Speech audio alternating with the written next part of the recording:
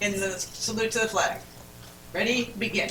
I pledge allegiance to the flag of the United States of America and to the republic for which it stands, one nation, under God, indivisible, with liberty and justice for all. That's nice and loud. You want to announce first? What did you say? You can announce two of them. Yeah. Two. Good evening, everyone.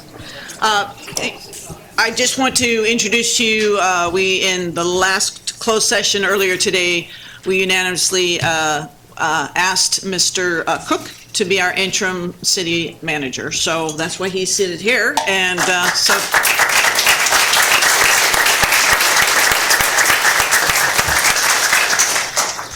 It's not the first time you've set up here. Roll call? Councilmember Ariano. Here. Councilmember Nasrati. Here. Councilmember Larson. Here. Councilmember Esquer. Yes.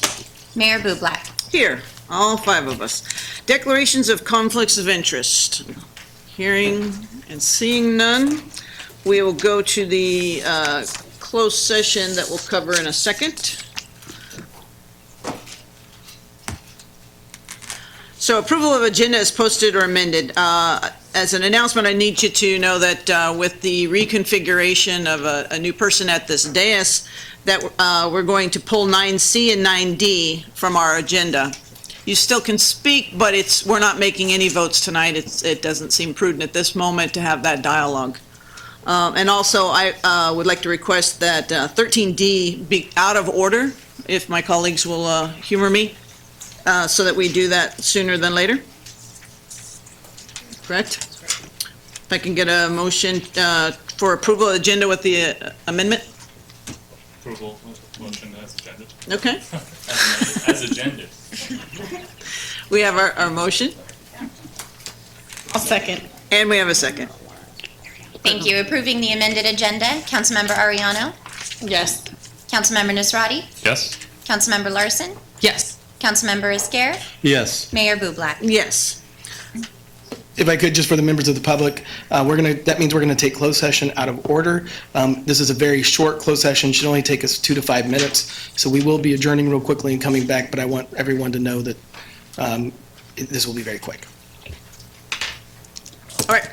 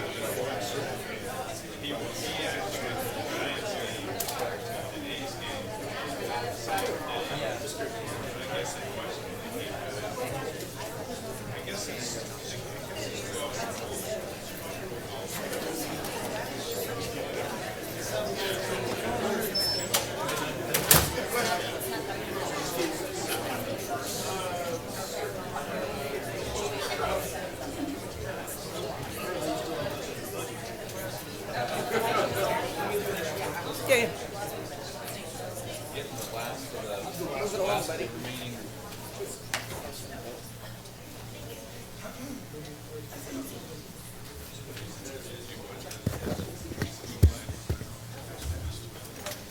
Go ahead. Hey, time is money.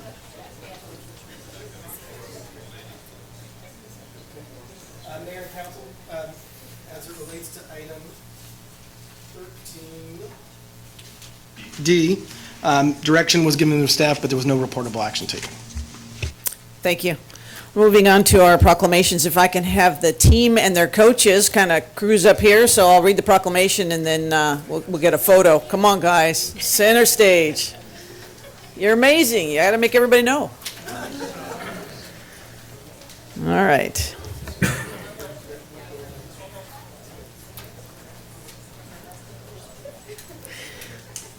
So this is a proclamation in recognition of the Turlock American Little League 10-year-old All-Star Team District 73 Section 6 Championship.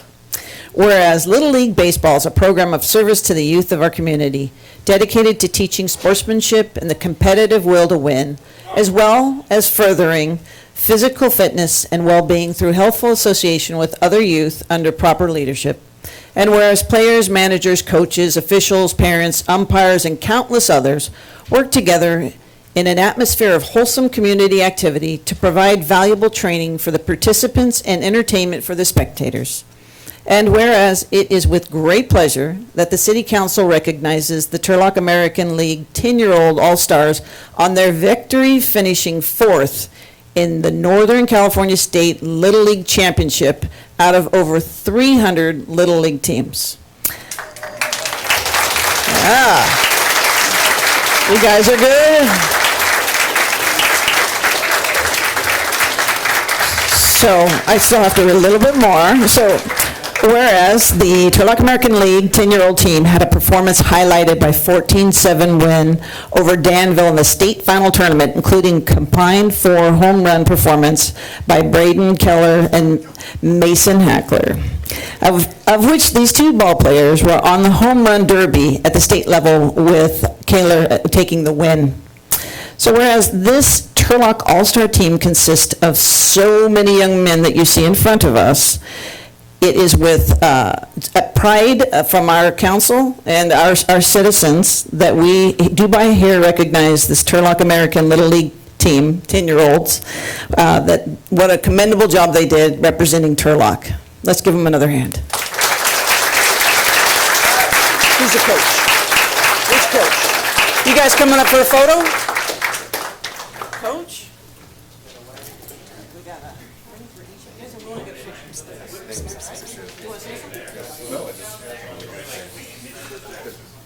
Photo. All right, you guys have to move up a little bit because I think some of us are taller. Just want to say these young boys played their hearts out all summer. We had a heck of a run in district out in Los Banos. We swept 3-0. Section we swept 3-0. And then we made a heck of a run up at the state championship and had a really nice win and a couple of tough losses. But these guys fought their hearts out. Their families brought them to practice and drove them up to Rockland where our state championship was. And it was quite an honor for these boys to do what they did, and they deserve every ounce of applause they get. So remember this, guys. This is a cool thing. Thank you.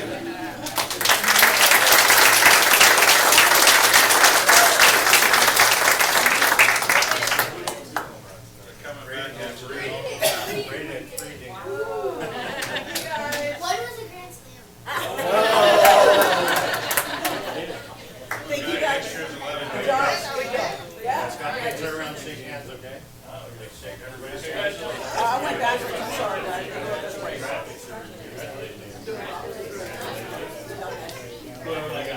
Congratulations. You guys gonna do it again next year? Like the 11-year-old one? Oh, I win it all.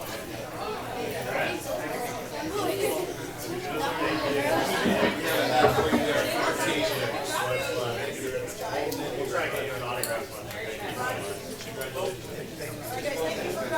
You can stay if you want.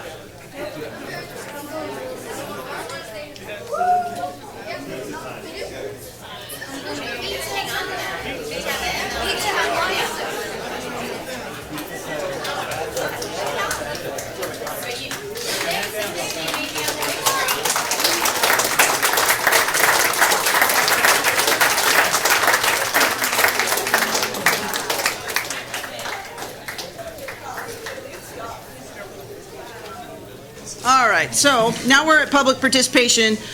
We have a 3-minute time set, and this is for items that are not on the agenda. And I do have some cards for 4 people. If you haven't filled one out, if you would, please, that helps us get this going.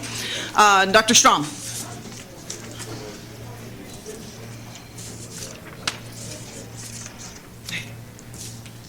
Good job. Hi, good afternoon. My name is Ann Strom, and I'm a member of Be the Change here in Turlock. And the 4 of us are coming before you today to ask that you fly the rainbow flag at City Hall on September 13th through 15th, 2019. We're here asking you to put it on the agenda for a vote on September 10th. As an educator in this community, I see the direct impact of inclusion and exclusion. When we are exclusionary, we have higher rates of suicide and interpersonal violence. We don't have effective communication or collaboration between a wide variety of groups. When we don't understand each other, we see what happens in Orlando, Charlottesville, Dayton, El Paso, and in Gilroy. But when we show our community members that we recognize them as equal members of our community, of our families, in our workplaces, we have better outcomes for everyone. We have better communication, we have healthier lives, and more vibrant community. The rainbow flag is not a symbol of exclusion, it is a symbol of inclusion. In addition to being used as a symbol of peace and LGBTQ rights, it also reaffirms our joy, our beauty, our power, and our innate human rights to be free, to have freedom of speech, to have freedom of worship, freedom from want, and freedom from fear. We call on you to have pride in this, our community that belongs to all of us, and to fly the rainbow flag September 13th through 15th. Thank you. Don Inslee?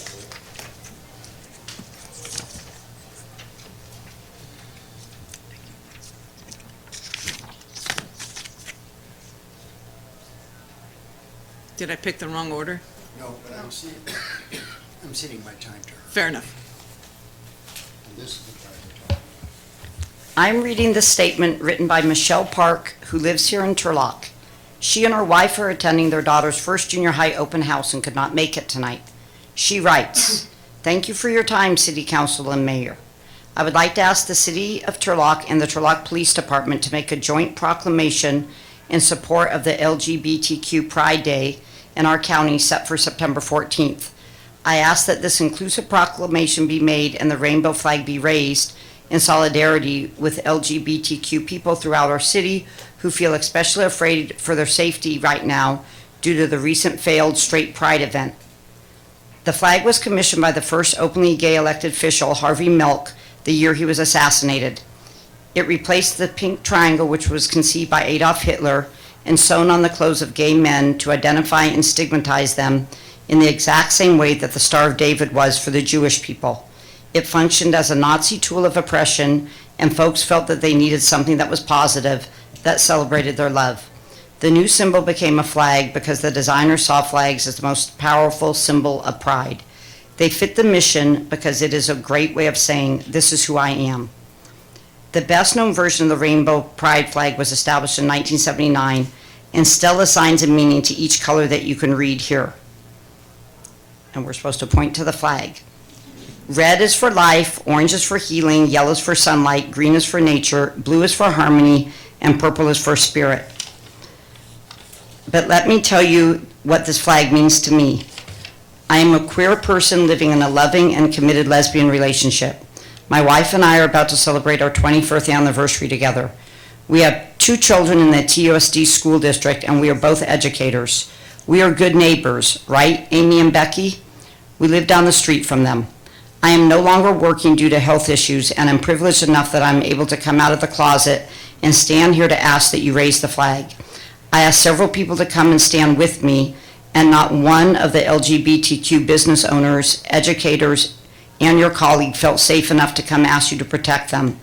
My heart aches for them.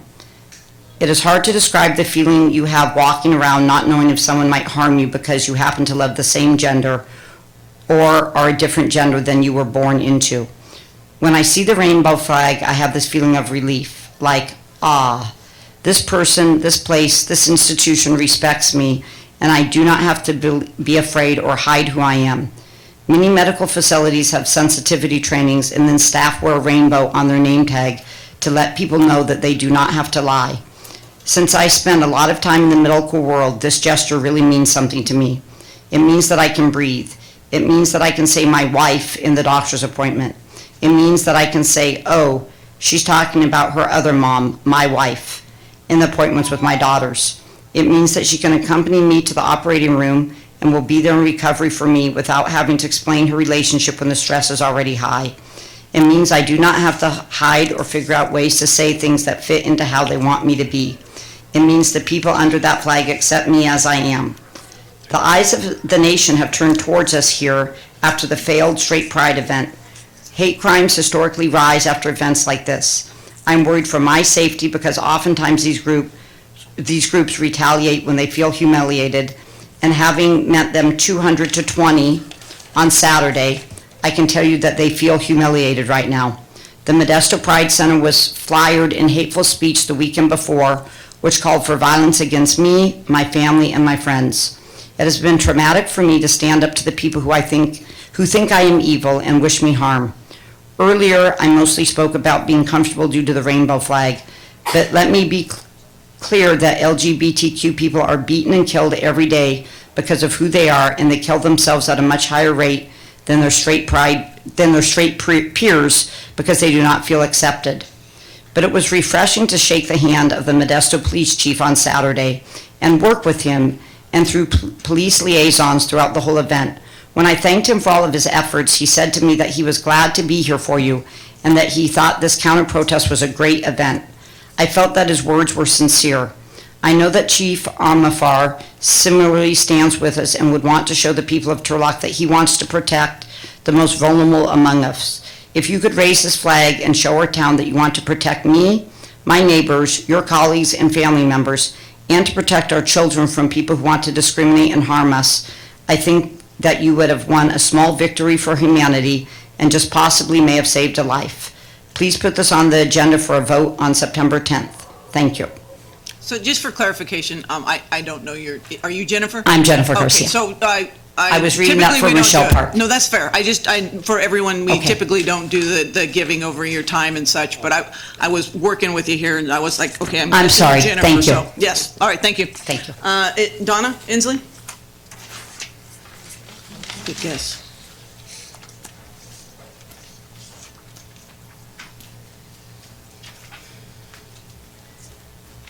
Good evening, everybody. Well, it's time to celebrate.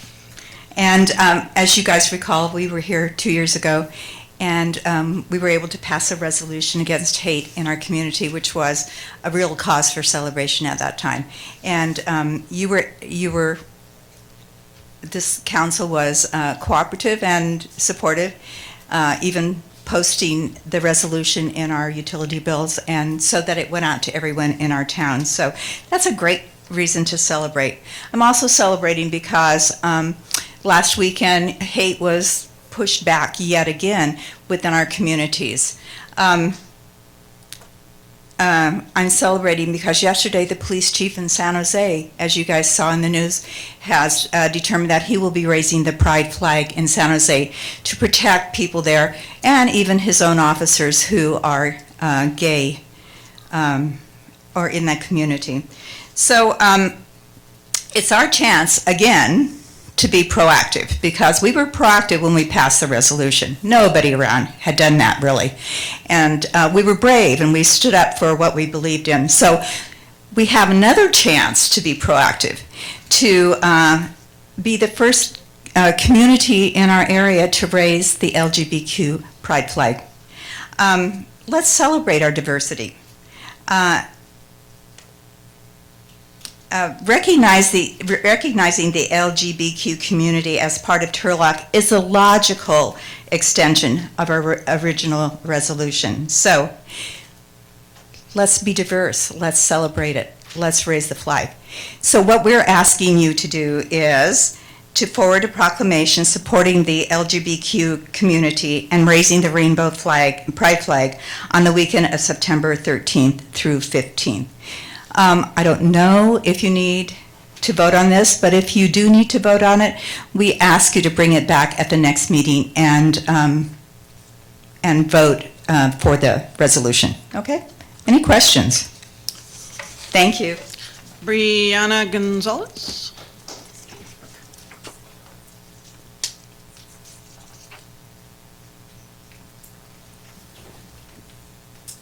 Here, council members. My name is Brianna Gonzalez. I work for Congressman Harder. And I came today to do a shameless plug. I'm sure you have received my emails. We have a couple of workshops coming up. One tomorrow is the Resources for Dairy Farms Workshop, and we're going to have two people from the USDA come and talk about the Dairy Margin Coverage Program and the Dairy Revenue Protection Program. So I have some flyers here for you.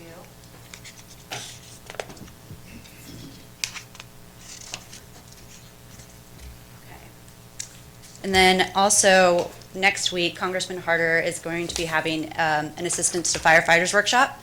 And so he'll be here, and we'll have people from FEMA coming to talk about the AFG grant, as well as the SAFER grant. So the AFG grant will provide funding for equipment for our firefighter departments, and then the SAFER grant will provide funding for staffing.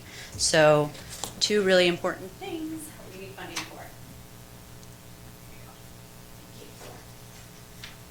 Okay, so that was it, and I hope to see you all there. Thank you. Thank you. Yeah. So I have no more blue cards. If there's anyone else, I'll be closing the public hearing. Okay, and then we'll proceed to the, thank you. Motion waiving reading of all ordinances on the agenda except by title. We have a motion. A second? Second. And a second. Clerk, call the roll, please. Councilmember Ariano? Yes. Councilmember Nisrati? Yes. Councilmember Larson? Yes. Councilmember Esquer? Yes. Mayor Bublak? Yes, it passes 5-0. Consent calendar, we'll be pulling item C. Are there any other items to be pulled? If not, a motion for the rest of them? I'll move for the rest of them. All right, we have a motion for all but C. And a second. Clerk, call the roll. Items 6, A, B, D, E, and F. Correct. Adopting the amended consent calendar, Councilmember Ariano? Yes. Councilmember Nisrati? Yes. Councilmember Larson? Yes. Councilmember Esquer? Yes. Mayor Bublak? Yes, it passes 5-0. Item C. Okay, it's a resolution adopting a resolution of intent to vacate the 400 block of 3rd Street right-of-way between C Street and D Street and notice of the public hearing. Okay, don't we usually have to say why somebody's leaving? Oh. Councilmember Ariano has voluntarily recused herself. Okay. All right, any questions about the item? I will open it to the public. Anyone wishing to ask any questions about the C to D Street? Mr. Warda. Good evening, Mayor, members of the council. Mike Warda here representing Turlock Walnut. We're just here to answer any questions. I don't know if anybody's visited the site, but it's one of the roads that is not very well maintained, no fault of this council or administration, probably since the 1990s. Nothing's happened out there. Even with the vacation of this road, you still you meet the standards of with the other roads that are existing for proper circulation out there. Turlock Walnut's probably one of the newer developments out there. Beautiful warehouse, has been a great project out there. The adjacent lot was purchased from the city of Turlock for, I don't know, the last couple of years ago, year and a half, 2 years ago. Officially 1 year, but 16 years. Yeah, it took a couple of years. So there was, Turlock did sell through a public process the lot that's there. There's an easement that's provided to the city for access if it needs it. And so I mean, it satisfies all the requirements of abandonment, not dissimilar. The last time I was here was for, I think, Sacred Heart Church. We did the abandonment there. I don't think there's any differences here between this project and that project. If you have any questions, we're here to answer them. Thank you. Thank you. Anyone else wishing to speak? Mr. Franzen? Yes, I had questions about this process and why it was on the consent calendar with also a conflict of interest. I just heard that it was voluntary. Before I speak, could I know why it was voluntary? Because that's sort of... He can ask the answer after, unfortunately, so Okay. go with your philosophy here. Well, I mean, if I don't know, it's if voluntary or mandated is the difference. But anyways, if it's her brother's property or she's connected to it for financial gain, just seems that being on a consent calendar and even hopefully one of you knew about it to pull it off, that it's not very great public notice, seeing that it's put in a consent calendar, which is a list of items that usually just goes through with one vote.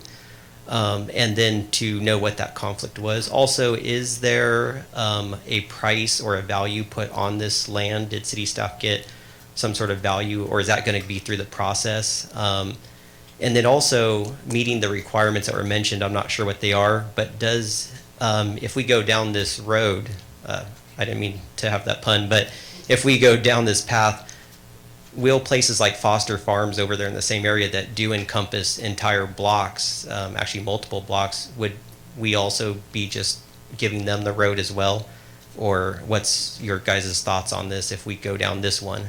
I just would like your consideration and some answers on that. Thank you. Anyone else in the public wishing to speak to this? If not, I will close the public hearing, bring it back. Can you answer some of those questions, Mr. White? Yeah, I'll answer the first one, and then I think Mr. Bray is going to answer the rest. As it relates to the conflict, it's voluntary. We have not done a conflict of interest analysis. It's my understanding that Councilmember Ariano does not have a financial interest in it, but given that she has a family member who's an owner, and in an abundance of caution, she thought it appropriate to not participate in this item. Since she was voluntarily recusing herself, I wouldn't want to go to the time and money and expense of doing a conflict of interest analysis. Mr. Bray? I'm confused. You do wherever you'd like. I think I'll stand over here. I know. There's options. Yes, so there were two questions asked. One was the price of the land. As Mr. Warder kind of explained the history of this whole process, there may be a couple things that are confused. The action before you tonight is the abandonment of road right-of-way, and it's not to be confused with the purchase of the real property that was adjacent to Turlock Walnut. This road property is really a road dedication. It's an easement over an existing piece of property. The adjacent property owners already own out to the center line. The city has not paid for or we do not own in fee the road area. It's an easement. So when abandonments are processed, the underlying interest goes back to the adjacent property owners. So that's why there's no transfer of money for this transaction. Whoever owns either side of the road easement, the property is transferred back to the property owner out to the center line. Questions, staff? Yeah, just one other, was the other areas in town. The road abandonments really are on a case-by-case basis. In this case, there were no utilities. The block lengths were such that you could still maintain circulation and conform with the general plan. So any other future requests would be evaluated on a case-by-case basis. Questions? One of the things that I'm a little bit concerned about with this is, well, like I know that it's really great to help support some of the valuable businesses in our town grow and thrive. I know that this particular segment of the street is just like, I think I measured it it's like a 2-minute walk to what we're classifying as commercial transition down in the downtown corridor. And if we look at Turlock's long-term future, there will be eventually a point where the public parking available in these streets is close to, I think, 20 on one side and another, probably thereabout, another 20 on the other, is going to be contributing to us having to invest in parking structures at probably a faster rate. Is there any sort of instance where abandonments like this are awarded with a financial transaction, because there is a theoretical cost that is incurred to the city at some point down the, like 20 years from now, Turlock might need parking because we're right around the corner from where we intend to develop some mixed-use commercial. Yeah, I'm not familiar with any, and primarily it's based on the fact that the city doesn't own the property. We just own an easement over the property. But So my understanding is it's an easement for a specific use. And so we would be excluded for using it for parking based off of the nature of the easement itself. Just the street parking that's available, right? But we don't own, The parking on the side of the street, publicly available. right, but the easement, what type of easement was it? it's a road easement. Road easement, so- Road dedication, yeah. Yeah. So,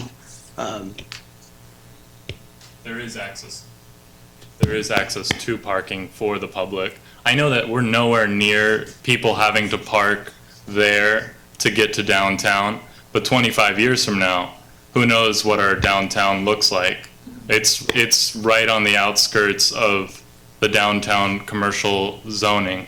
And if we have a thriving downtown, that's 40 public parking spots that have been removed from our inventory that will be a cost that our city is going to have to incur. so what I'd probably suggest is on a going forward basis, we update that with our general plan.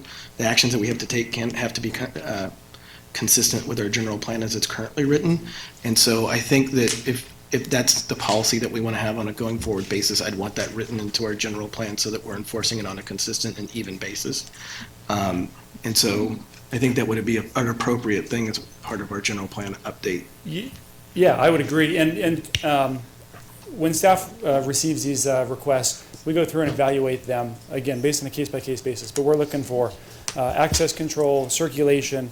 We're looking for, are there utilities in the area that would then need to be relocated or create some sort of other easement so that utility companies could still access their facilities. So that can be part of the evaluation. I guess I'm caught up on whether there can be a financial incentive or financial transaction to it. Is there anything legally that prohibits us from saying we now foresee a cost to the city of this because we are going to be having to invest in parking downtown at some point? Turlock is going to be around for a while. I know that it's hard to project that far out, but we will eventually need it. So if we have it in our general plan, then we can impose requirements on development to pay for and provide that kind of parking. For abandonments? No, it's part of your policy in terms of the parking densities and where you have, like, for instance, when you adopt walkable community type standards. So then you have to have parking that would maybe make it walkable from a further distance or make it walkable from those commercial centers to where you're talking about, from this business, the commercial centers. The challenge is that we don't have that as part of our policy right now. And so I think it's something that we could look at on kind of we could incorporate what you're trying, I understand your policy goals, but we need to wrap them into our kind of governing document. For those people who don't know, general plan's kind of like a constitution from both a real estate, land use, and policy perspective. So I'd rather bring you back an item that has that, so we have it on a going forward basis and it's consistently applied, even kind of coming in. I mean, I understand that that's something that will help us in the future, but we are going to be making a decision now that will potentially have a financial impact. And we're going to be going through it going forward because we haven't thought of this already. That just worries me. So I think one of the things, so here's what would happen. On an easement, what we would go and do is, in order to basically sell public property, and so go through a different process, okay? Again, we would have to go out and we'd have to hire an appraiser. That appraiser would cost about $3,000 or $4,000. We would then have to have a valuation placed. It wouldn't be on an ownership interest in fee, so a true ownership interest. It would be an ownership interest of an easement for a roadway, And I'm not sure that that would have more value, so the process that the value that would likely be assessed to it might exceed the cost of going through that process of establishing it. And then what would happen is you'd sell it to them for basically what we're only allowed to sell, not at a profit, or what the value of the property is. Yeah, there's something similar when we go through and we are acquiring property, let's say for capital projects, where a property owner maybe hasn't dedicated the road easement, but we have a beneficial use of the road over their property. During the appraisal process, there's a square footage amount that's derived based on the potential best use of that property, and it's deducted from the area that the road is on because we already have beneficial use over it. So there's a percentage. I want to say it's 1 or 2% of the value that is there. And this is something the city attorney and I can explore on a go-forward basis too about collecting a fee for these types of abandonments if the council wants. So what is the will of the council for this motion? Item C. Excuse me, move to approve. Seconded. We have a motion and a second. Clerk, call the roll, please. Councilmember Nisrati? Yes. Councilmember Larson? Yes. Councilmember Esquer? Yes. Mayor Bublak? Yes, it passes 4-0. Somebody could get Councilmember Ariano. Final readings, none. Public hearings. Request to introduce an ordinance for first reading approving a development agreement by and between the City of Turlock and Firehouse Cooperative, Inc. And the person doing this just walked out. I think he thought maybe she was back here. Oh, Lord. It's a big room back there. I know, It's right? all over. What the heck?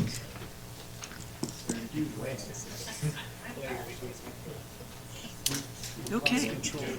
Man, it's this guy.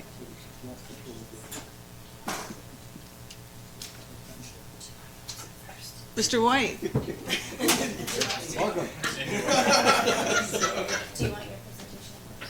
Okay. Mr. White, you have 3 minutes.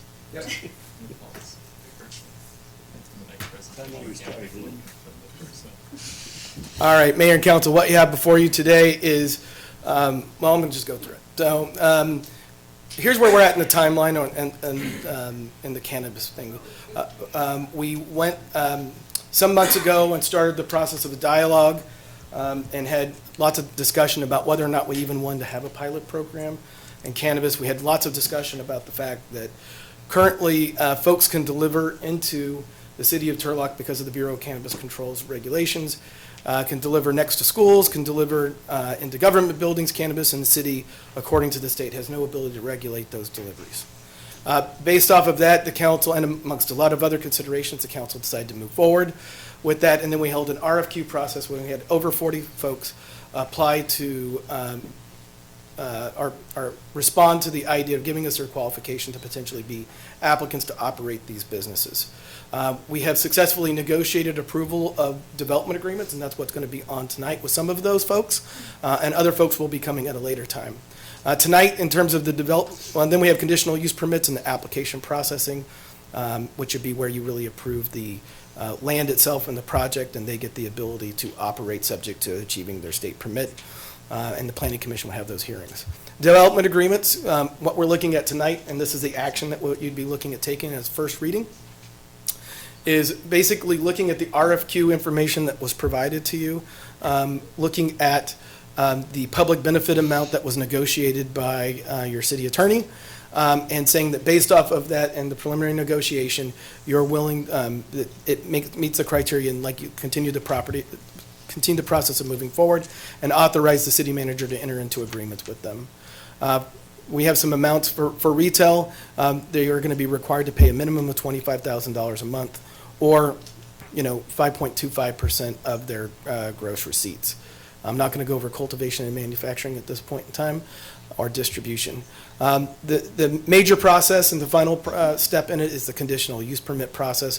That's where the nuts and bolts of the location, the security plan, conditions that we're going to put that usually span about 40 to 50 pages. That's where that'll all be put in, and notices will go out to the community.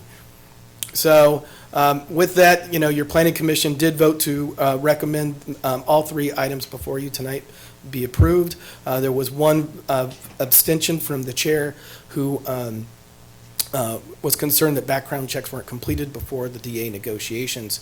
I've talked with the police chief who we've worked with, and our concern is only that they be done before the CUP process is completed. I would say that the people who are vetting tonight have already passed background checks in multiple jurisdictions. With that, I'm happy to answer any questions that you have, and we will have a quick presentation from the applicants. Questions for staff? So, I just thought, I went through our packet and I still didn't, I asked for the Board of Equalization, or Equalization receipts for the last 2 quarters, so I don't know if that's available somewhere, that I didn't find it. But I would still like to see those for the 4 proposed, groups that were in the first initial group, so.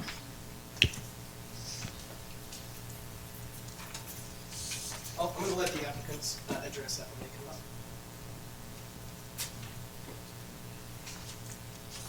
For the approval of a development agreement, we do not give any sort of guidelines as to operations or like what's Correct. Yeah, correct. And this is, while there's a location in there, the central purpose of this agreement is the amount that's been negotiated, and the team, as it's based in the RFQ, making sure that you believe that they have the proper qualifications and experience to be able to operate one of those, and by that, being somebody who would be a good fit for the city of Turlock.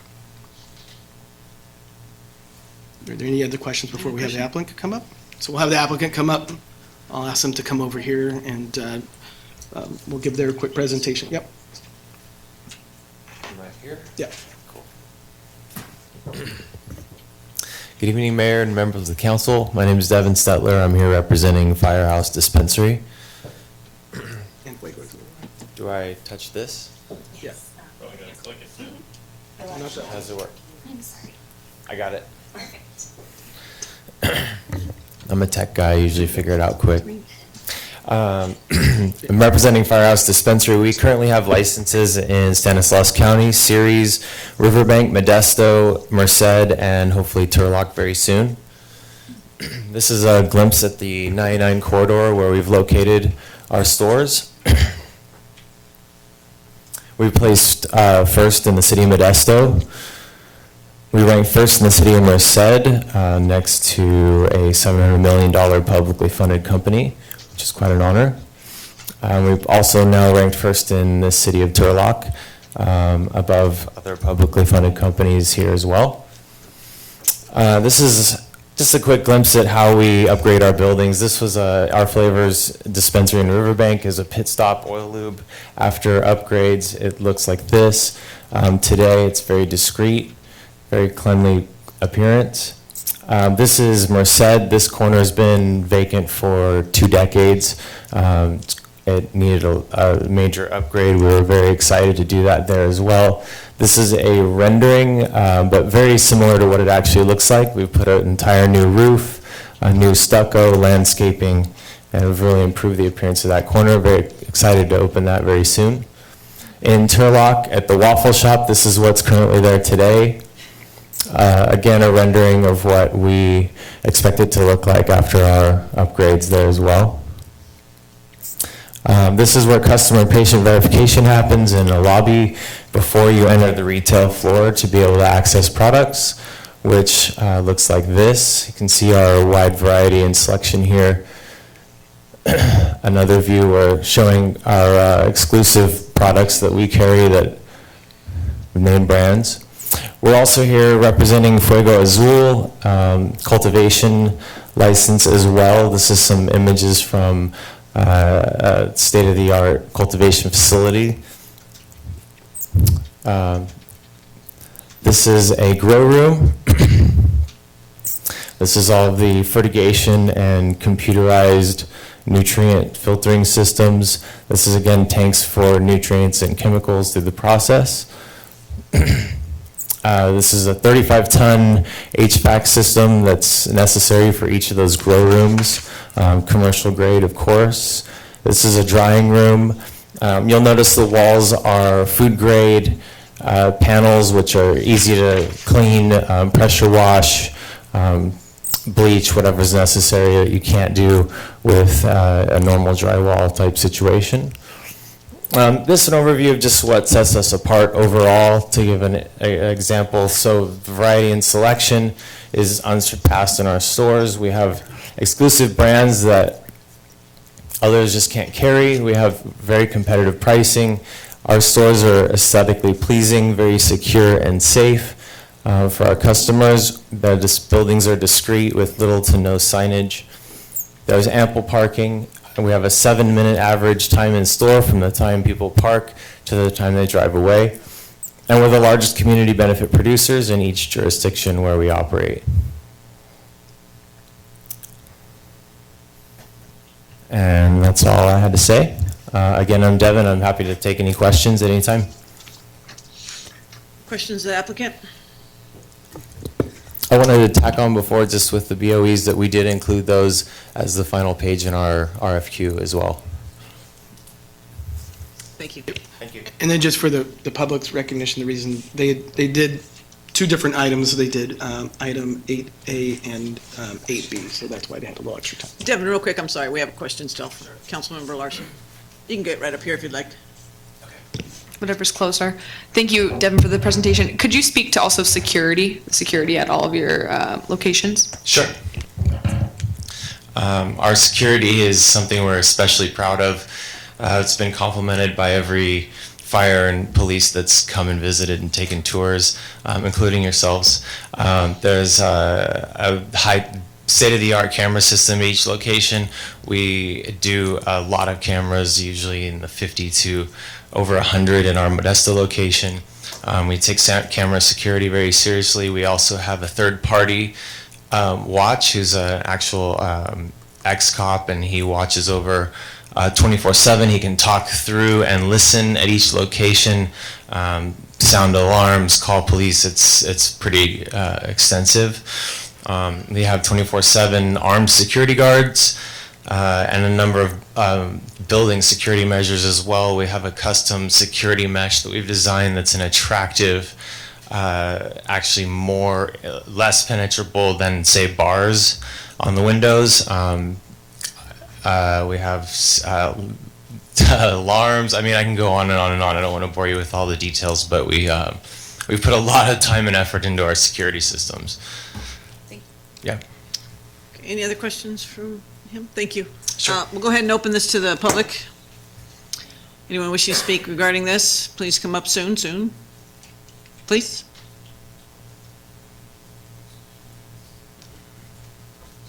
Yes.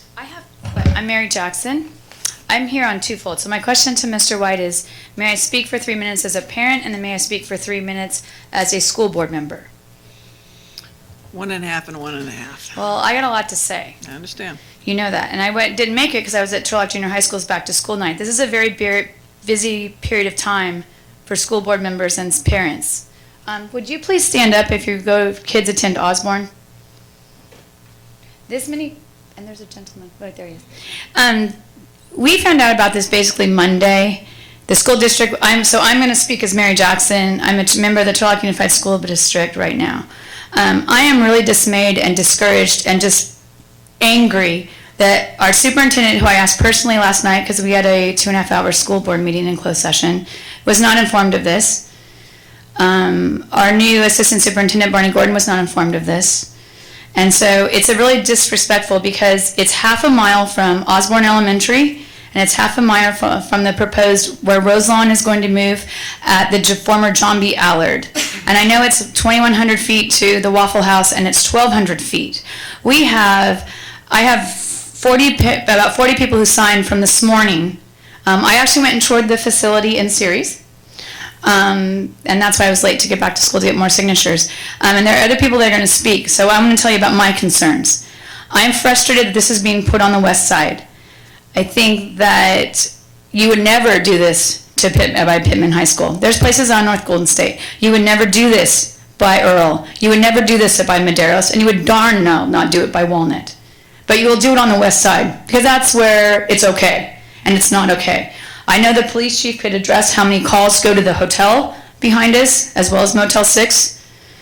My concern is the students walking from Roselawn, because the students that were at the military academy walked past the Waffle House because there was a bus stop there. And I'm just really, really livid about that. I don't think you would dare do that. We've had 2 lockdowns, real lockdowns, since my daughters have been there for 5 years. They're starting their 6th year. There are more lockdowns at Julian and all the other elementary schools. So my concern is, if there's another lockdown, I'm going to be a very angry parent. And I think it's just mind-boggling that our principal didn't know, because I asked him yesterday morning. I doubt Mr. It's Mraz, I believe. Roselawn doesn't know. I mean, how do we not know this is happening? And it's just not right, is what we say in my family. It's ridiculous that you're doing this. And so I would hope, if you're going to do this, we have some major concerns about moving a bus stop, making sure, I mean, like I said, I went to the Sirius dispensary. I saw what it looked like. It's run very well, I will give you that. But I want to know how many people come to that dispensary every day.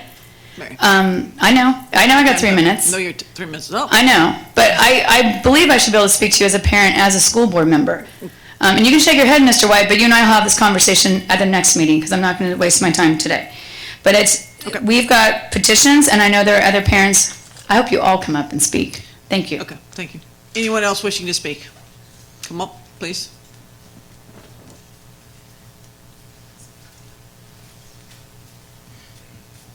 If you just share your name, please. Yes, my name is Veronica Zamora. I am a parent at Osborne. I'm here advocating for my kids and all of the other kids at that school. I'm informed, I'm involved, I'm on social media. I didn't know about this until a friend got an email from Mary Jackson. I should have known. I'm a substitute teacher. I volunteer. I didn't know. I get it. It could be up to 600 feet from a school, not from a church. And it actually, I think it specifically says K through 12. Is that right? 600 feet? How does that make sense? It's 600 feet. You want your building to look nice and clean and smooth, so what? So you can confuse the kids? They can try to go in? It's not safe. The school campus is open over the weekend. We have found drug paraphernalia on our campus before. So what's it going to look like now? What if your customers, oh, I dropped a, what do you call it, edible. My kid's going to think it's a gummy bear. He's going to pop it in his mouth. He's 9 years old. I'm not happy. I wish the public would have had knowledge of this. She only got 40 signatures. Most of the parents I talked to, they had to be at soccer practice. They had to be at basketball practice. Luckily, I was able to be here. Thank you for your time. I hope you take our kids into consideration. I saw the funds. The money is very convincing. I get it. I get it. But I think our kids' interest comes before all this money. There's so many other locations you can use. Why so close to Osborne or any other school? Put it next to your kid's school. I don't want my kid eating any edibles. That's all I ask of you. Anyone else wishing to speak? Please come up. Mr. Warda. I just wanted to briefly remind council, we're here for not here for a conditional use permit, which means that the location, everybody's going to get notice of the hearing before the location. So the school will know, everybody should know, and they can come in and talk about whether it's an appropriate location or not appropriate location. The only thing we're here for today is the terms of a development agreement. And so I can tell you that, understanding that there would be some folks here, that the route from the kids walking home from Osborne, there is liquor stores that are closer between the location of this dispensary and this school. There is no real view of this dispensary from what I understand to be the route of the kids that do walk west, and they turn right on Tully Road. There's an establishment there. But again, we're not here to discuss the location. There will be a big process where conditions will be placed, and you have a chance, first the planning commission will have a chance to determine whether it's appropriate, and they'll make a recommendation to you. So I only say this now because if all these folks get up and speak, they're frustrated. They also don't have a lot of information. We'd like to provide them with information. I did contact the Riverbank superintendent of schools today, just to ask them, because we have a dispensary there, if they have ever had a complaint from a parent that had any issues with the dispensary because their kids had somehow access. The kids are going to see this. They're not going to see any signs. There's no reason for them. They can't get in because there's security. There's lots of ways. The kids are not going to have access to this product. They don't have it anywhere. Actually, most kids, unfortunately, have access to this kind of product. It's illegal, and it's at the high schools. It's not from these locations.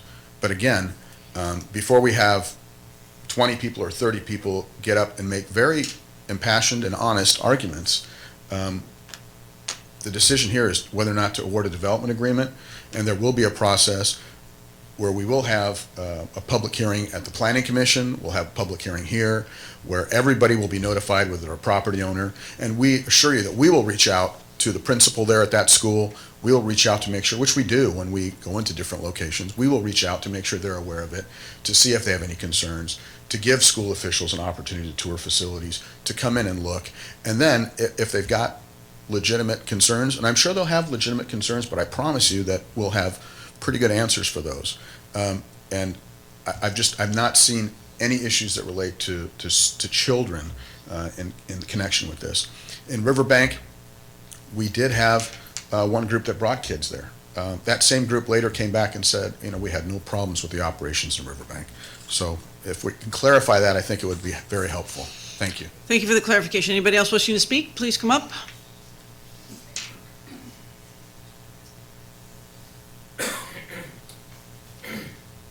Your name, sir? Good evening. My name is Oscar Fierros. I am passionate about this, and I wanted to say congratulations on the success. Everything seems to be going well for you and your partners and so forth. My biggest concern is about jobs. How many permanent jobs will it bring? How much income will stay within our community? How much income will actually go out of our community? Because now we're investing as parents or as consumers on that product. What other health concerns will there be now because of this product? From personal experience, I'm not blaming anybody, but from personal experience, I live in Turlock. Oftentimes during the week, I have to bring my kids inside the house because people, wherever they get it from, are consuming it, and now they're infringing upon my rights. I'm not blaming anybody. I'm just asking you to consider what potential ramifications there will be. You are our representatives. I ask that as we move forward, you choose possibly a better location so that everyone, also, and that you inform everyone, not just officials, not just the public officials, not just the superintendents, not just the principals, but you actually have an open forum for the entire community so that the actual local community where this dispensary is going to go into can actually have a voice and decide whether we want it there or we don't want it there. It's great to sit wherever we are and make these decisions without getting everyone involved. So as you move forward, I hope that whatever revenues we're going to gather from this that the concern for human health exceeds the profits, the revenue that we will garner from this. Again, I ask that you really consider everything in detail, and thank you for the opportunity to stand here and be able to express my considerations, my concerns. I just ask that we maybe prolong the process so that everyone actually has the time to actually thoroughly think about what we're going to move forward with as a community. Thank you. Anyone else? Before I close the public hearing, go ahead, please.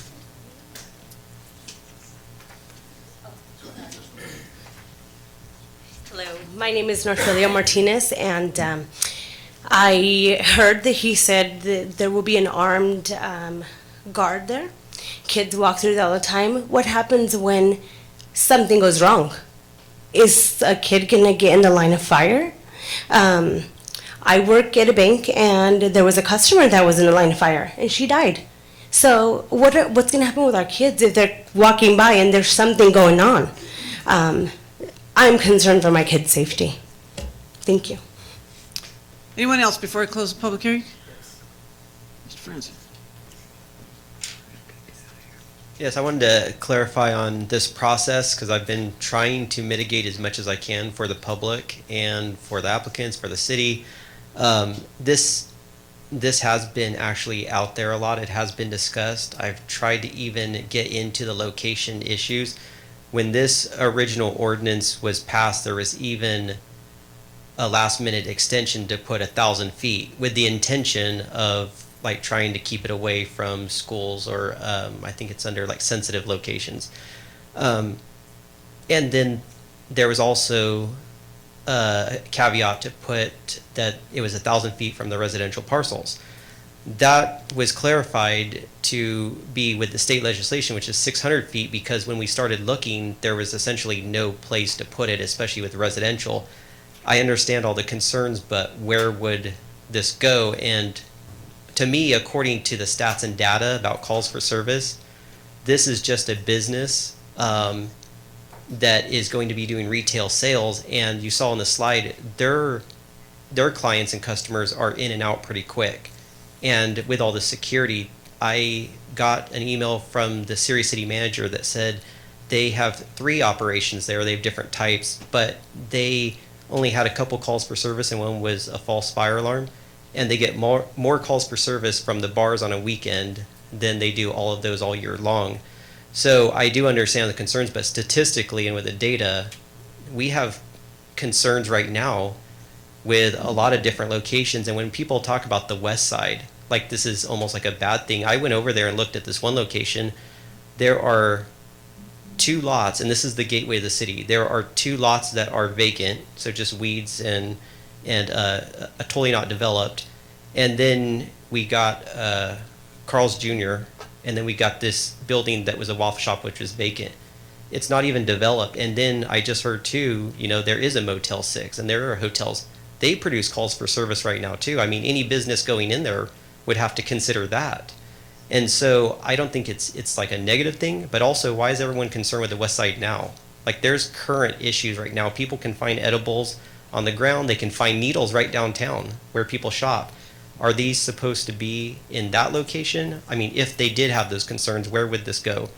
But I would like this to be considered in the fact that we have these locations going forward, and I know one has come out to be on North Golden State. So someone just said, there's places on North Golden State. Yeah, and guess what? It's actually less than 1,000 feet from Brown School.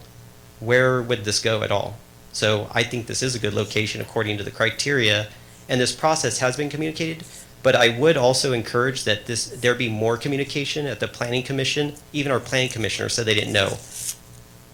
So they don't even watch the council. I don't know. It's tough. Thanks. Last chance. Anybody wishing to speak on this address specifically? Okay, if not, we'll close the public hearing and bring it back to,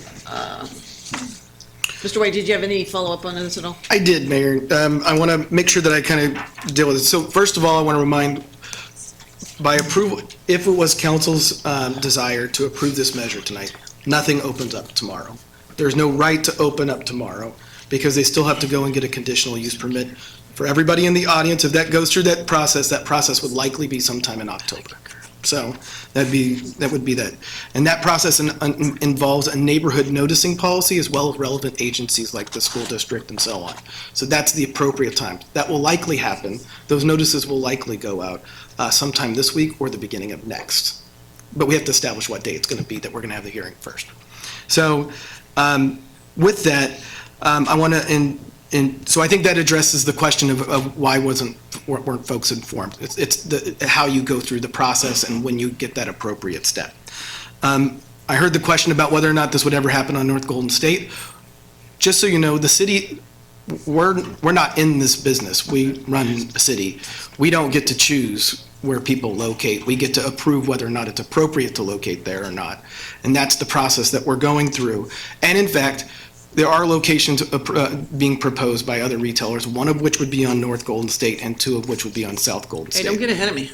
So in other words, this is not a West Side, I think it's important for folks to know that this is not a West Side issue, that as it's proposed by the folks who've been selected to go through the process, they would be dispersed throughout the community. School proximity is 600 feet. The reason that was chosen was because that's what's in state regulation and state code. And the definition of school, K through 12, it's because that's how the state defines those things. In other words, we aren't doing anything different other than following the state rules. The jobs in the community, it's my understanding from the RFQ proposal, and I think they have a proven track record, and you can please feel free, I'm sure they'll be happy to give you their cards so you can follow up with them yourself. But 80% of the jobs come from the local community, and I think they tend to be higher than that. And in terms of the health impact, I can't stress this enough. California passed through Prop 64, decriminalized cannabis and allowed recreational marijuana. On January 16th of this year, the Bureau of Cannabis Control passed a regulation that we are fighting in litigation that the city authorized to be plaintiffs against the state in, that said that right now, anybody can come and deliver cannabis into this community if they're permitted in a different city. They can deliver it right next to your school, and there is nothing that we can do to prevent those deliveries, regulate it, tax it, or make any revenue to offset any of the impacts of it.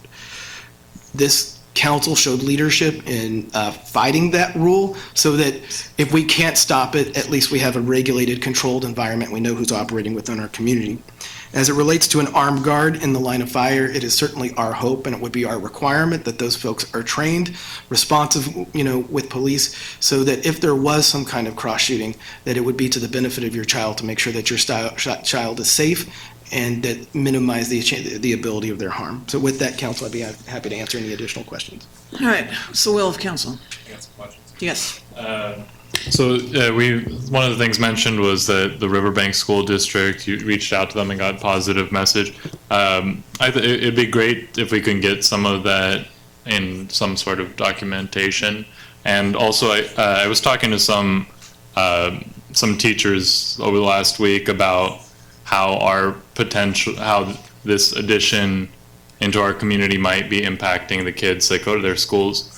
And a lot of the teachers' feelings was with it being more readily available through commercial, it would be more accessible within a household. So I would like for us to figure out a way to do a partnership with our school district so that if we can actually gauge whether or not, I know we get calls for service for our police, but we don't get how many kids are being written up. If we could do some sort of MOU with the schools and closely monitor that, I think that would be a really good thing to keep an eye on. And working with the schools there, and then also how can we as a city more effectively ensure that there isn't people distributing this after they purchase it? What is the penalty for distribution to minors that are the secondhand market essentially through the legalized purchase? Is that the penalties and the fines, all of that we're doing? What can we do to make that more strict? At some point you have to control your own household to make sure you're responsible for your kids within it, but what can the city do to help support, make sure that it's very clear that we don't want this ending up in kids' hands because of the decisions we make here? There has, at minimum, got to be a very strong education campaign about the potential adverse effects associated with use for an underdeveloped brain or not fully developed brain. And then the topic of armed guard, I wanted to know, I know that this is like a city-by-city decision. Was this something that we had made as a provision? It's Councilmember Larson. Unarmed guard? Can we get some information to support that unarmed guard defense is actually to the benefit of the safety of the pedestrians? Because, from my just outside perspective, when I hear the mother talk about that, I think if someone's coming to rob the dispensary and there isn't an armed guard, you're not going to have a conflict, you're going to have a robbery.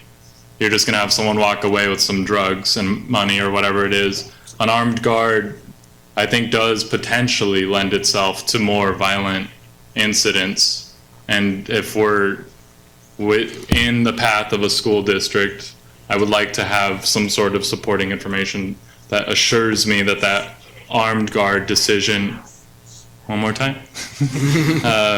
The armed guard decision is actually to the benefit of the safety of the people as opposed to like a perceived safety. So if there's any sort of studies out there that we can reference. So to answer your questions, partnership with the school district, I apologize because I went somewhat quick.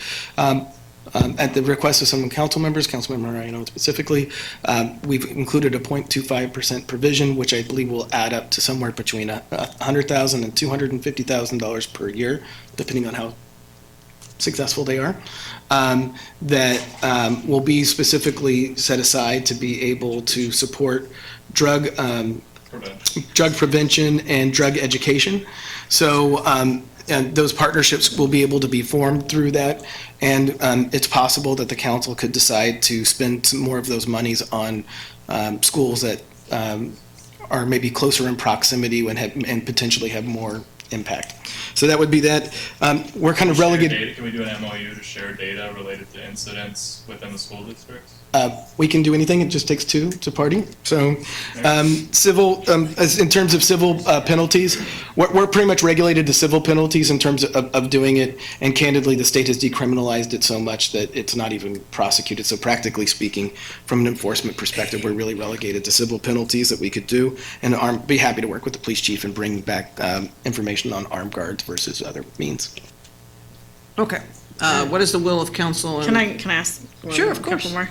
So, I had received some emails and some information this week on pharmacists or medical professionals in these establishments, and it helps cut down on the incidents of neglect and misuse, I guess, because it's more of a medical, and I can distribute that to the council members. As a mother, I'm totally opposed to all this, but as a council person, we voted to move it forward, and I want to make sure that we have our best foot moving forward. And I have conflicting views of this whole thing. So I'm with the parents in the audience. I'm 100% there. So as a mother of 3 boys, we just had to do an informational study on what cannabis does to the brain when you're under 25, and it's really shocking. So it's scary, shocking. The Mothers Against Drunk Driving, the MAD program did work for a while, and I thought while we were going through this MOU, in order to be proactive instead of reactive, to partner up with the schools. I have talked to the superintendent about partnering up and making sure that we can provide either a resource officer in the school, which works for the high schools. The junior high is really lacking in supervision as far as police presence, so maybe that's something that we can offer through this MOU process. And I had talked to our attorney about maybe, mitigating some of those things. But we do need to make sure that the public is engaged in this process going forward, because there will be things that we do not think of that you guys think of.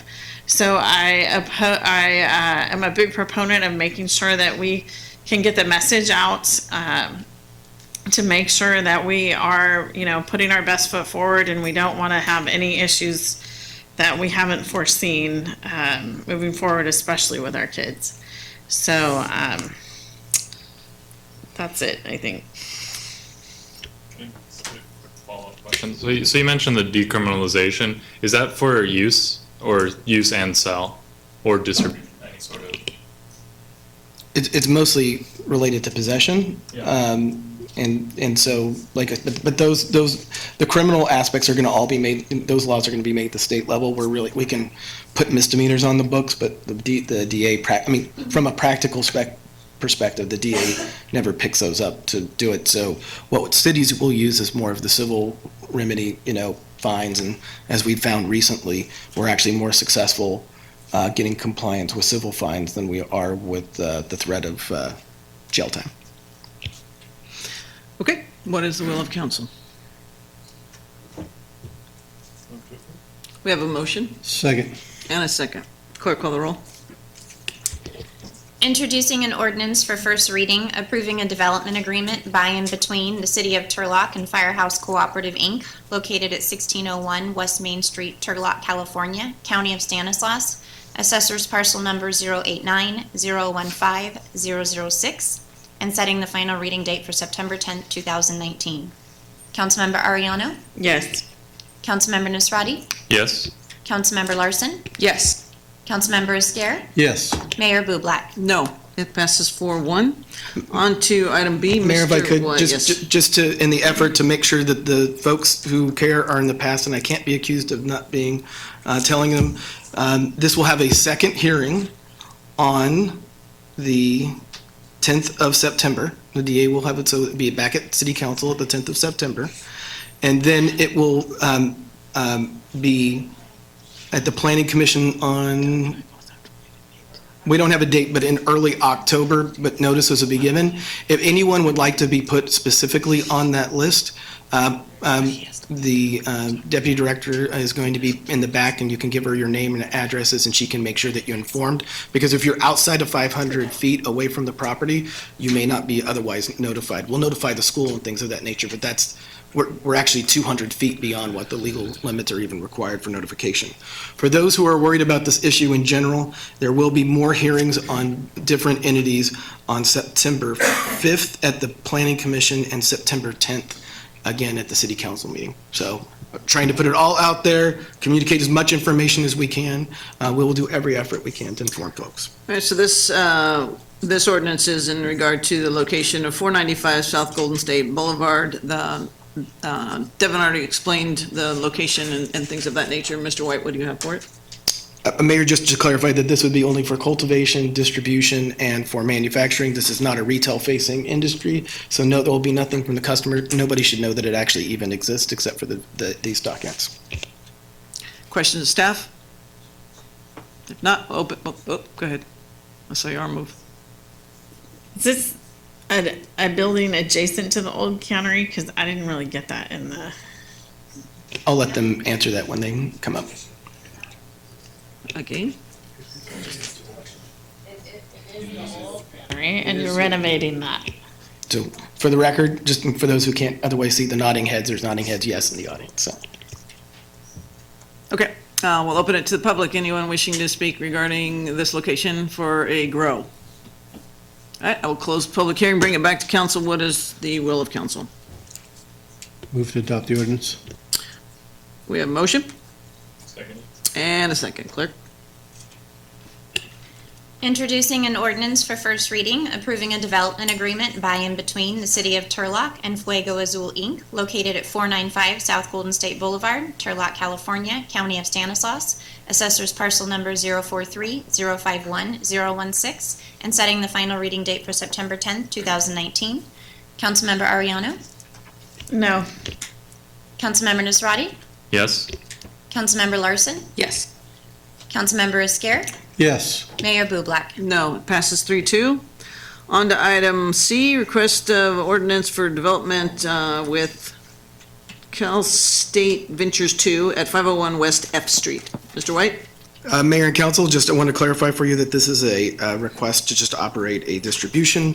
That's basically just the packaging or conglomerating of different cannabis products and getting them to the different retail locations. It is not customer facing, so it should have nothing of that nature. The operators are extremely experienced and local, and happy to answer any questions that you have, and the applicants are here if you have any questions. Question staff. All right, I'll open it to the public. Anyone wishing to speak regarding this specific location? If not, I'll close the public hearing, bring it back to council. What is the will? The will of council? Move to adopt ordinance. We have a motion. Seconded. Second, clerk call the roll. Introducing an ordinance for first reading, approving a development agreement by and between the City of Turlock and Cal State Ventures 2, located at 501 West F Street, Turlock, California, County of Stanislaus, Assessor's Parcel Number 043-018-006, and setting the final reading date for September 10th, 2019. Councilmember Ariano? Yes. Councilmember Nasrati? Yes. Councilmember Larson? Yes. Councilmember Esquer, Yes. Mayor Bublak. No, it passes 4-1. Moving on to action item 9A, request to approve some home funds for Avina Bella Phase 2. There is a green sheet applicable to this as well for everyone. Ms. Pitt Butler. You can go wherever you want to go. You want to be close to us, or? You don't have a presentation, right? Yeah, it's always a problem when you get Yes. Good evening, Mayor and Council. I am so pleased to bring this project to the council for their action this evening. I want to make a note at first that there is a green sheet in regard to the amount of the commitment for this item.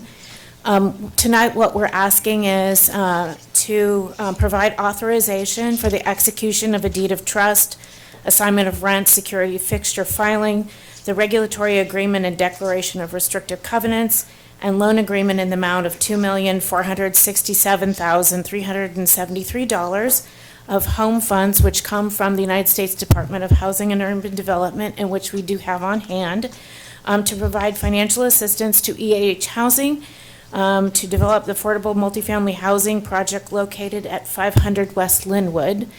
This is Phase 2 to Avina Bella and will constitute additional 60 units that will be tucked next to the current Avina Bella Phase 1, in between that and the Cunningham School playground. And so I'd be happy to answer any questions. It's a lot of reading and fiscal documents, but I'm happy to answer them. Questions? Yes. So what's our time frame from initial breaking ground to actual? So we're scheduled to close escrow the week of September 16th. We will mobilize and break ground by the beginning of October, and it'll take about approximately 12 months to complete the project. Do we have a contractor already? Yes, so our development partner, EAH, who is a nonprofit housing developer out of San Rafael, and I believe they're here this evening if you had any specific questions, but they have selected Huff Construction as the GC on this project. Do you have questions for them? No. Any questions? All right, we'll open it to the public if there's anyone wishing to speak regarding the Avina Bella. Not, I will close the public hearing and bring it back to council. What is the will? Before we move forward, I just want to say thank you so much for doing this hard work. These projects are huge for our community. When we talk about the homeless issue, next thing up is affordable housing, and approving projects like this is it changes the lives of the people that live here, and I just commend you for all the hard work that you're doing. I know how difficult these projects are to get off the ground. So yeah, it means a lot to us back here and to the people. I can't wait to put a shovel in some dirt. I'll move to approve. We have a motion. Second. And a second. Clerk, call the roll. Councilmember Arellano, Yes. Councilmember Nisrati, Yes. Councilmember Larson, Yes. Councilmember Esquer, Yes. Mayor Bublak. Yes. 5-0 passes. Ms. Pitt? Yes. So this item is the accompanying funding from the former redevelopment agency. The city of Turlock serves as the housing successor agency for the former agency. And so we were able to do through some bond refunding through the RDA to actually accumulate some dollars with the concurrence of the Department of Finance to assist in this project with the money that was actually committed to this project under the original development agreement. The original development agreement was brought to council and adopted, and I believe it was in 2011 for this project. And so because of the timing, we need to amend the agreement to account for the changes in the timeframes from when the original agreement was executed. So the item before you is to approve and authorize the execution of the amendment number 1 with the related attachments to the DDA, the estoppel certificate, and other supporting documents between the City of Turlock as the housing successor agency and EAH for the development of Avina Bella Phase 2. And I'd be happy to answer any questions relative to this item. Questions? All right, I'd just like to tell you that we have 600 families on the interest list. Wow. For 60 units. A little too many. Yeah. Did you want to speak? Yes, sir. I'm open in public. Go ahead. Thank you, Council. My name is Warren Ritter. I'm a project manager with the developer. I just wanted to thank the City Council and I want to thank staff for all the support and your continued efforts to bring affordable housing to Turlock. Thank you very much. Thank you. Anyone else wishing to speak regarding this topic? If not, I will close the public hearing and bring it back to council. Move to approve We have a motion. motion Seconded. and a second. Clerk call the roll. Councilmember Ariano? Yes. Councilmember Nisrati? Yes. Councilmember Larson? Yes. Councilmember Isker? Yes. Mayor Bublak? Yes, it's 5-0. Thank you, Ms. Thank Pitt. you so much, council. We solely appreciate your support. Good work. All right, so items C and D, I'm going to open them together, quite frankly. We're not going to vote on it, so if there's anyone who came here for it and still wants to speak in regard to us moving some people around, we pulled it because we have had a resignation of our city manager. We have an interim city manager, and so it just isn't applicable to us at this time to have the dialogue. But anyone wishing to speak regarding these two positions for item C and D, please, at this time, the public's open. Mr. Treeweller. I had a quick question about this, Mayor and Council. What initiated this in the first place? This was before Bob was resigned. So what was the reason this whole 9C came up? I did have a talk because I just found out about this tonight. I guess I don't go on social media enough. So I really, I will make my comments. I have some comments to make on adding a new position as a deputy city manager. It's been 10 years and 2 months since the end of the last recession, and our country has never gone this long between the end of one recession and the beginning of the next recession. It would be very unwise to add a new position to management with less than $3 million in the reserves when a recession will be here any day now. We have asked all the departments in the city to do the best they can to reduce personnel and expenses. I find it very irresponsible to introduce a new management position at this time. I recommend you come back with this request 3 or 4 years from now. So my question to the staff is, who started this whole thing? How did this thing get started that we even have this on the agenda? And I'll sit down and wait for the answer. Thank you. Anyone else wishing to speak? Ms. Franzen. I know this is pulled right now. I also have the same question. How and why was this initiated? I had requested that the city manager position receive help. We used to have an assistant. We used to have an assistant city manager position. We have an assistant to the city manager that's different. But when I asked for it, it was, going back to when he was hired, but also the last thing I sent was about February. But the caveat is that we have a plan. I don't think people understand that this city council does not have a strategic plan. We did have a mayor and council policy goals and implementation plan that ran from 2015 to 19, I believe, and that was closed out, and there hasn't been a replacement yet. So even if we were to add positions, what are we trying to accomplish, and what were these positions supposed to be accomplished? This item didn't have supporting documentation in the council agenda packet, which I continually come up and show concern about. It's not transparent at all. If this was to be going forward, just because you guys pulled it doesn't mean it's not an issue. There was no information to the public, how much these positions were supposed to cost, what were they supposed to be doing, and I don't understand why you can't put that in the public notice. Because you are negotiating with unions right now, and anything suggesting that you're just going to spend money, and there's been council members up here that want to tax us to cover whatever, and now we see these positions. Those two positions, according to Transparent California, would have a fully burdened cost of probably around $400,000, $350,000, $400,000. You have, firefighters that are saying they need money. We had a plan, by the way, a lot of you may not know this, we had a plan to have 109 police officers by 2019. That's this year. And I think I just got some numbers. Operational officers were somewhere around, I can't remember, but 67. Okay, 81 officers are allocated, but we have operational about 67. Thank you, Milt. That was the mayor's husband for people watching. He didn't get the memo. Anyways, so we are supposed to have 109 officers. We have like 67 operational, allocated 80. We used to have $17.5 million in reserves, and that's during the Great Recession. And now we have, supposedly, we're going to have $2 million. But if you could answer us how this was initiated, what purpose, when are we going to have a strategic plan, and how you justify that this even was remotely possible to the unions when you're asking them to contribute or take cuts. I think people deserve to know how this was initiated and what the thought process was in it, even if it's getting pulled right now. And how come you can't put public notice in the agenda packet? Even slideshows can be printed out and put in, especially dealing with this. So thank you very much. Time's up.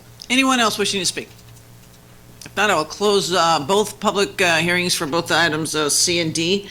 Mr. White. Yep, so since I'm one of the people who was involved in putting this on, I'm probably one of the few people who can answer the question. It was put on the agenda to create, we have a directive from the city council to make this body as efficient as possible. In order to be able to do that, that involves restructuring. In order to be able to restructure, you have to have different positions that are available to you in order to have them as options. This action was simply to be able to create those positions. It didn't fill them. That would be done on a going forward basis, typically with an employment agreement, so you have specifics as it relates to the individual. But in order to have restructuring and different options available, you have to do things like have a salary scale, so you know what you're dealing with. Have a updated job description that's not 10 years old, as well as have them available. So that was the intent. And with that, you want to address the strategic plan? Yeah, Mayor and Council, I think Mr. Francis is right. The city is in need of a strategic plan. I'll be looking forward to working with the executive staff and the city council. Probably give me 30 days to figure out my office and stuff, and then let's roll up our sleeves and start putting some type of strategic plan together. Thank you.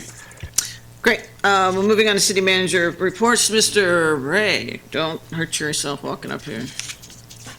West Main Street rehabilitation. Delay? Update. Update, yes. It's going to happen. Yes, it is happening. Good evening, Mayor, members of the council. The West Main project is going along kind of as we planned. We finished our second day of paving today. This is in regards to the base paving. So the original asphalt has been ground off on phase one. This is all the way from approximately Starbucks all the way down to West Avenue South. The portion between basically Freeway 99 and West Avenue South has been paved. The final paving will commence approximately September 16th, so the third week of September. And that'll coincide with the final paving for the entire project. There have been some delays with the project. We're working with our contractor to work through them. We found some underground utility tanks, and most recently we have a conflict with some PG&E lines. We've been on the horn with PG&E, and they're out on site lowering their lines to basically get out of the way so we can continue on with the road construction. I would anticipate paving in the middle of September with our final lift of paving, and then striping and traffic signal work to commence near the end of September. So our goal right now is the end of September to be done with this project.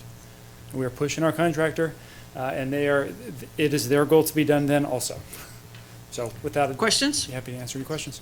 Vice Mayor? Yes, two quick questions for you. Nathan, I still see pink and yellow paint on the curbs. Is there more issues, or? There were some more issues. So as you may be aware, there were some issues with the concrete that was poured in phase two between West Avenue South and Lander. The concrete didn't quite meet the specs, and so we were as lenient as possible, but there were some sections that had to be removed. In the grinding process for the existing concrete, some of the concrete was damaged by the grinding machine. This can happen, so it's something that the contractor and the city strives not to happen, but when it does happen, those areas either have to be repaired or removed and replaced. So all the items that abut the pavement would need to be removed and replaced prior to placing that final lift of asphalt. Can you tell me what the two different colors signify? Yeah, what were the colors again? Pink and yellow. Pink would be the city's inspector's colors, and so those would be identifying either the areas that need to be removed or addressed in some form or fashion. Yellow is PG&E gas. So just, because I can't stop asking, Yeah. when do the residents start to feel the money of Measure L coming towards them or something where residential roads, other than that one major thoroughfare, where we see a change, other Yeah. than council member and I fixing potholes? Yeah, so as we discussed earlier in the year, we started talking about a strategy and devising what that strategy looks like.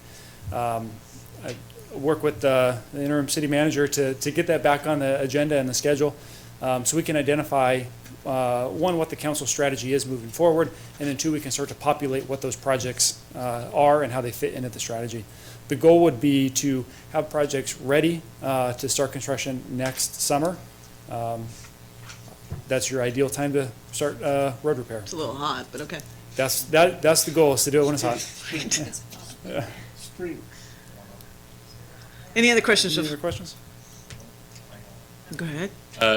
Is this the completion of this project? Is it going to have the separated bike lanes like Christofferson does with the green and? Unfortunately, it will not. No, the width there Not wide enough. along West Main.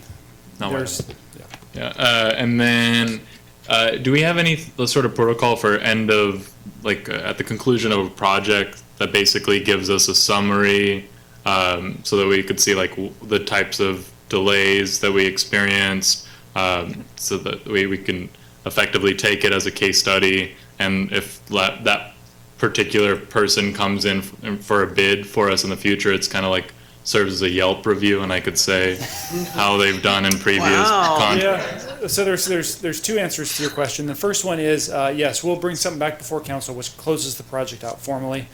Staff also does a formal but quasi-informal review of kind of what went wrong, what went well, what did we learn from the project. That's not necessarily something that's part of the public process, but it could be something if council wants. In terms of reviewing bids, unfortunately, a lot of the work we do is held to low bidder. You do have to be a well-qualified bidder in order to basically disbar someone from being a low bidder. It's quite an extensive process, and correct me if I'm wrong. The city of Turlock has not done that before. So we would evaluate every bid that comes in to make sure that everything is in the best process moving forward with that company. I've heard people speculate that we have situations where people are putting the low bid and then you just get a series of change orders coming in. Do we do a cost comparison of the entirety of the project's costs after all of the change orders compared to the original bids of the people to see if can we do that? We do, yeah. Okay. So part of the change order process is to review, and when we close out the project, we'll review where the different costs were.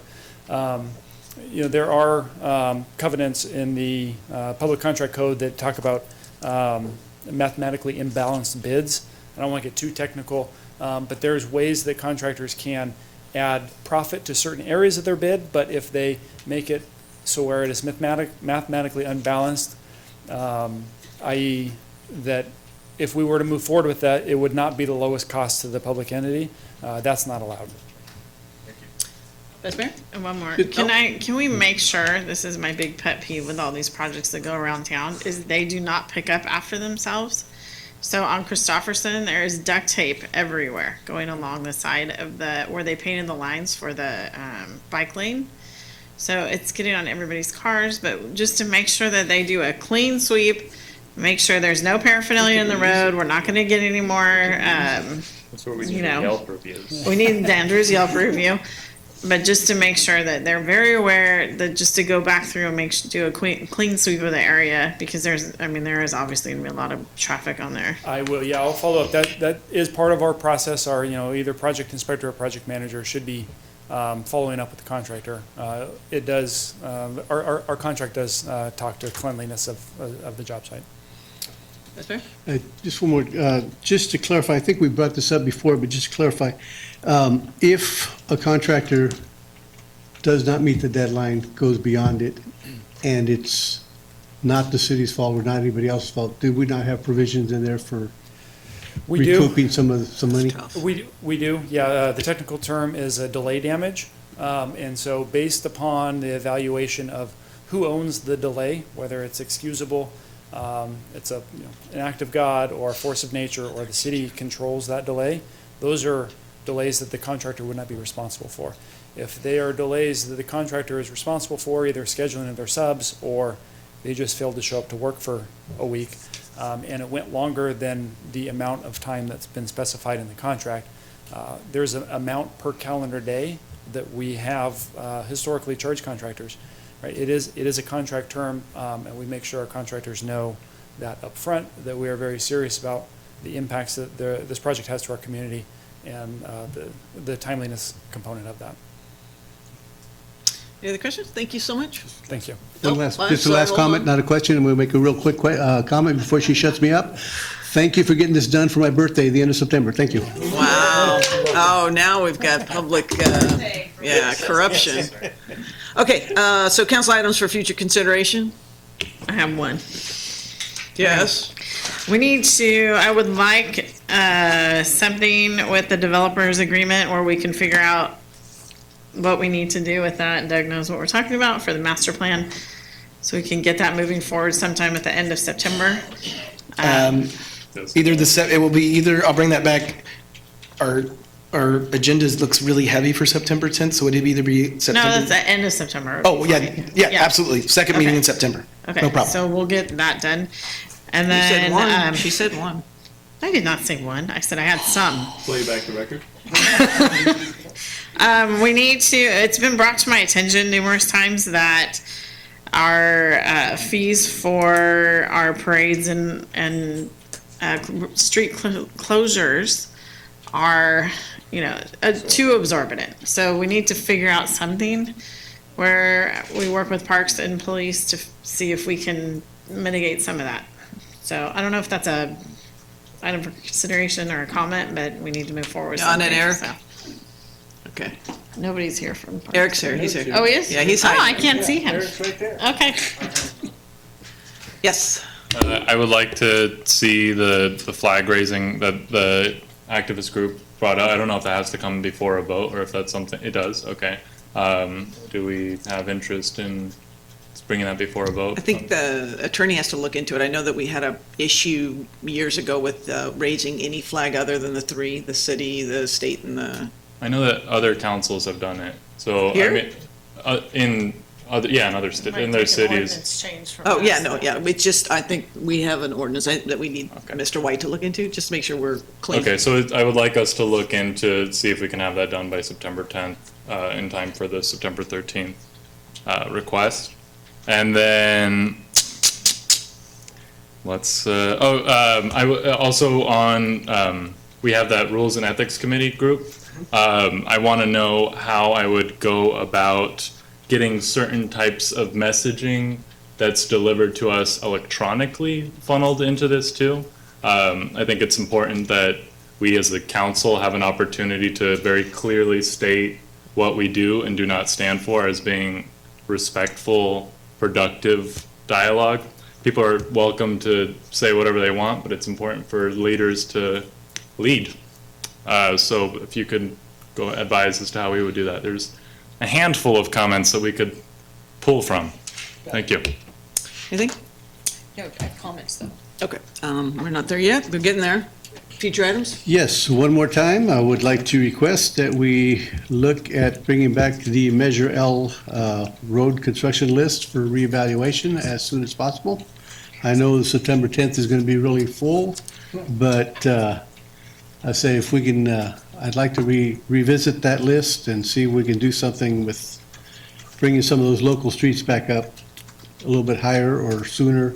And if we can't use Measure L money, maybe we can do it with SB1. Anybody else? Okay, we'll move to council comments. Go ahead. I just wanted to make a comment to thank Allison and Director Van Gilder and the entire Parks and Art Recs department for allowing Mayor Bublek and I to go and help out with some potholes today. It was not only a fun experience, sweating horribly out there trying to film it. 'Cause we actually did film it and really help out. It was great. But really, just bringing attention to really, when we're up here, we talk about, a lot of policy, a lot of things are 30,000 feet above, but there are still, and we also had talked about some, our budget that we're really intending to be really fiscally responsible with for the future integrity of our city. But there's also day-to-day obligations that our city still carries out every single day. And we right now have a 10-member crew that's total responsibility is landscaping, our work orders, and potholes. And we had the opportunity and really the benefit to go out and work with some of these guys. It's your SB1 funds going to work, adding two new positions within those 10 people that are filling in potholes Monday, Wednesdays, and Fridays. So if you see them out there, that's what we're doing every day, is trying to do the best we can within the means that are provided by us up here. Over the from January 1st, our team has filled 7,000 potholes. And if you have some that are around city, it helps to let us know where they are. So we're going to add it to a list. We might not get it tomorrow, but we'll get them eventually because we have a lot to fill in. But it was amazing. Thank you so much for your staff. And I really encourage my colleagues to go out there and do it again in your district. Yes. I just wanted to welcome Michael Cook, our interim city manager. I think we're gonna have a good time moving forward, and to thank Bob Lawton publicly for all of his hard work and efforts. And we wish him the best for his future. Yes? Just one comment. I fix potholes in your district. Why don't you come to my district? I will. Let's do it. And then finally, I too would like to thank Mr. Lawton on behalf of the city for his service and welcome Michael. I also want to assure the public that we are going to work very hard to make sure that we are getting things out by 5 o'clock on Thursday, no later, and that it is completely out. It's not staff's problem. We need to get everything. If it's not ready, then it's not going on the agenda, and you're just not getting up there. But we need to make sure that we want the information out there. We're not trying to hide anything. Also, as Councilmember Larson said, we went out there trying to do some hard work, and I encourage, I'll go with each of you in your district and help out as well, and we'll set it up. And when I look at, when we were out there, they were talking to us in regard to how they actually think we should change the strategy of what we're doing with our roads. So I think it's really important when you have the professionals sitting there telling you, you need to re-look at this and see how you're doing it, or not how you're doing it, but where the order is. So I think that we should ask them how they perceive it, because they're the ones out there every day filling those holes. And so it would make more sense for us to listen to their suggestion. And then I think that we should also start to look at, and I will, if you want to work with me, adopt a road, if you will. It'll be a little different than that, but there are a lot of people who are willing to actually volunteer. It's a lot of work. It's got the safety issues with it, but everybody when I talk to people all over the city, they all want to help us. And so we just need to fill those voids and make sure that people are safe doing their volunteerism in every way they want to. So we'll look into that as well. And we'll move on to any items Mr. Cook want to talk about? Just real quick, I want to thank the mayor and council for your confidence and trust in me. I look forward to working with you and our phenomenal executive staff team on the projects there. And I want to thank the community. And we have a phenomenal and loyal staff at every level and every department. I'm looking forward to working with them. And I believe that Turlock is the premier place to live, work, and raise your family. And we'll work together as a community, as a staff, as a city council to make sure that's the place we are all the time. Thank you. Thank you. All right, we're going to adjourn, everybody? All right. Good night, everyone. Thank you for coming.